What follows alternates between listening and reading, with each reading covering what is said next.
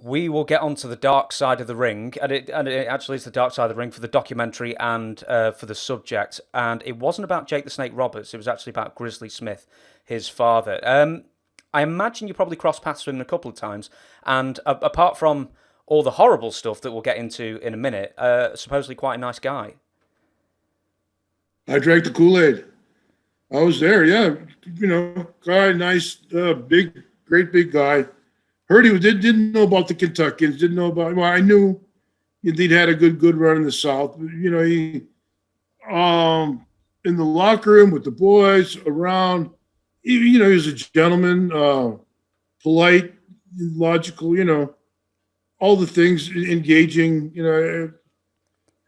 From time to time, guys a little bit older than myself, maybe half a generation or part of a generation, they kind of knew what was going on or had an idea what was going on with Grizzly. But a lot of guys like myself that were probably getting to be the more senior guys in the locker room and stuff, and more in between, we had no idea, had little idea. There were innuendos that if you didn't know the whole backstory, you didn't know what was going on. So, but I remember Jake coming out one time and just saying, this guy, this pig, he couldn't resist, getting a hold of my mother when she was the daughter, his wife's daughter, so on. And so that's Jake always had a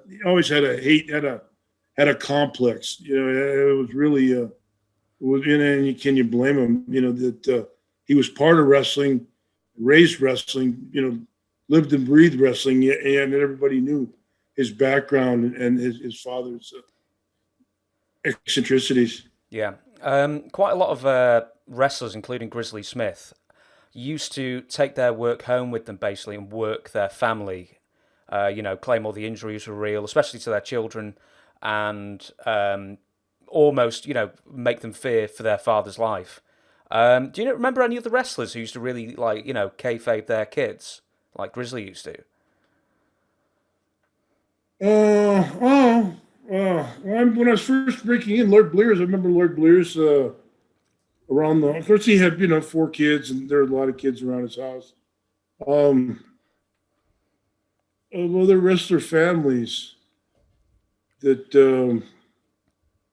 didn't really know. I can't, in my time, the families were completely in the dark. I don't, but I know there were some guys, some guys lived on the road, like they did the Iron Sheik as well a few weeks ago. And he was, and his problem, with his wife, he never went home. He was on the road, 300 and something days a year. And, so what was the time? I forget what the topic was. It was wrestlers telling carrying it at home. Yeah. So I'm sure like guys like the Sheik and, different, those guys and Grizzly, took it home with them. And this is, my leg sore, especially Grizzly. Your little girl can rub my leg. So that's, Yeah.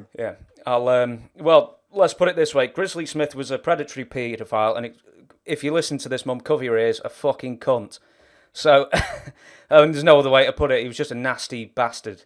But he had a lot of people fooled, though. Myself being one of them. Yeah. Yeah. So there was no innuendo, more or less. You're saying, watch out for this guy, sort of thing, or just very little. Well, it was like the 60s and 70s. There were different times, looking for different, villains, different heroes, different other places, Yeah. I'll ask one more question, and you don't have to answer it if you don't give any names. But a few months ago, Dave Meltzer did a long piece on Pat Patterson and San Francisco territory. Now, this isn't about Pat Patterson.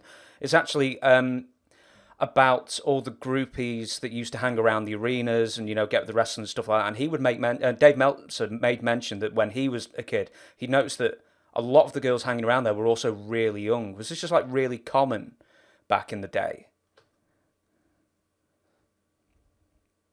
Boy,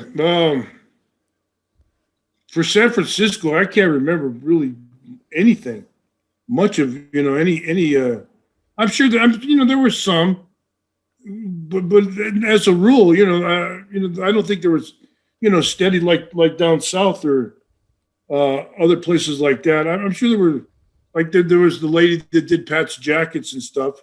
I wouldn't call her. She was an older woman, and she was a seamstress and a wrestling fan. There was a family out of Sacramento that would go to those Stockton type towns around there. But I didn't.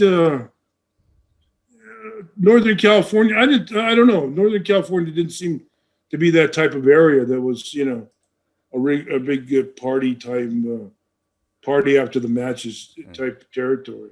He was for Pat. Pat had a big community there.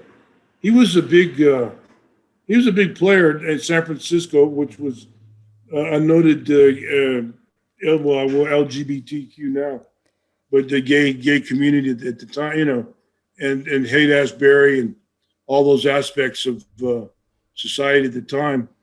And Pat was a he was a popular guy down there. I don't know how many people, a lot of guys that actually knew he was, in wrestling he was well known that he was a gay wrestler, but what his social circle or what was like in San Francisco, I'm not sure, but it was good. He was, if not a queen, certainly a princess.